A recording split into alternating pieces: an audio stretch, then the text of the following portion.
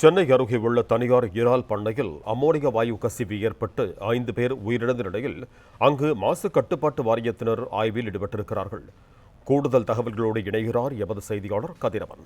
வணக்கம் கதிரவன், உங்களிடம் இருக்கும் தகவல்கள் சொல்லுங்க. சென்னை பெரியபாளையம் அடுத்த கன்னிகை என்ற பகுதியில் புனித பீட்டர் பால் கடல் உணவு ஏற்றுமதி தனியார் நிறுவனத்தில் நேற்று அமோனியா வாயு கசிந்து மிகப்பெரிய விபத்தானது ஏற்பட்டது. இந்த விபத்தில் 72 பேர் பாதிக்கப்பட்டு அதில் தற்போது வரை 5 நபர்கள் உயிரிழந்திருக்கிறார்கள். 20க்கும் மேற்பட்டோர் தீவிர சிகிச்சை பிரிவில் அனுமதிக்கப்பட்டு சிகிச்சையானது அளிக்கப்பட்டு வருகிறது. இந்த நிலையில் அந்த நிறுவனத்தில் மாசு கட்டுப்பாட்டு வாரிய வாகனமானது காற்றின் மாசுத்தன்மை மற்றும் அமோனியா பரவல் குறித்து ஆய்வு செய்து வருகிறது. தொழிற்சாலையில உணவுப் பொருட்களை பதப்படுத்தக்குள்ள குளிர்சாதன பெட்டியில் உள்ள சிலிண்டரில் இருந்து இந்த கசிவு ஏற்பட்டு அமோனியா வாயு வெளியேறியிருக்கிறது.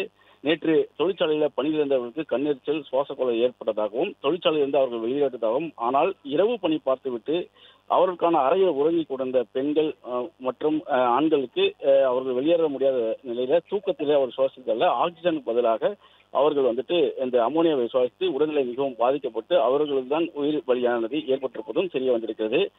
குறிப்பா பெண்கள் தங்கியிருந்த அறைக்கு அருகே அந்த சிலிண்டரில் இருந்து அந்த அமோனியாவை கசிவு ஏற்பட்டதுனால விரைவாக பரவி தூக்கத்தை சுவாசிக்கும் போது ஆக்சிஜனுக்கு பதிலாக அமோனியாவை சுவாசித்து உடல்நிலை பாதிக்கப்பட்டிருப்பதும் தெரிய வந்திருக்கிறது. நேற்று கூட சுகாதாரத்துறை அமைச்சராக இருக்கக்கூடிய அருண்ராஜா அவர்கள் அமோனியா வாயு 300 ppm வரை பரவி இருப்பதாக தெரிவித்திருந்தார். அதனை வெளியேற்றக்கூடிய பணிகளில் ஈடுபட இருப்பதாகவும் தெரிவிக்கப்பட்டிருந்தது.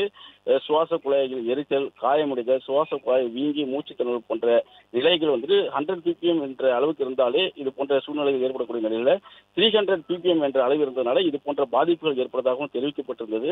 தற்போது அதனுடைய அளவை ஆய்வு செய்யும் பணிகள் தான் மாசு கட்டுப்பாட்டு வாரிய அதிகாரிகள் ஈடுபட்டிருக்கிறார்கள்.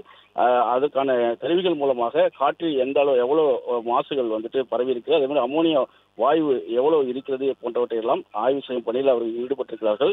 அதே போல மேற்கூர் உள்ள தொழில்நுட்பம் கொண்ட சன்மான் என்ற தனியார் நிறுவனத்தின் மூலமாக ரசாயன நிறுவனத்தின் மூலமாக தொழில்நுட்ப குழுவினரும் வருகை தர இருக்கிறார்கள். அவர்களும் சிலிண்டரில் சேமித்து வைக்கப்பட்டுள்ள மற்ற மீதமுள்ள அமோனியா வாயு வெளியேற்றும் பணியில் ஈடுபட இருக்கிறார்கள்.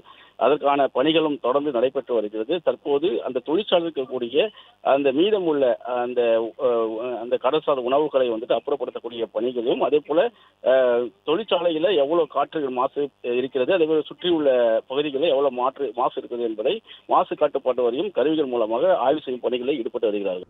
பிளே ஸ்டோர் மற்றும் ஆப் ஸ்டோரில் இருந்து பாலிமர் செயலியை QR கோடு மூலம் பதிவிறக்கம் செய்யுங்கள்.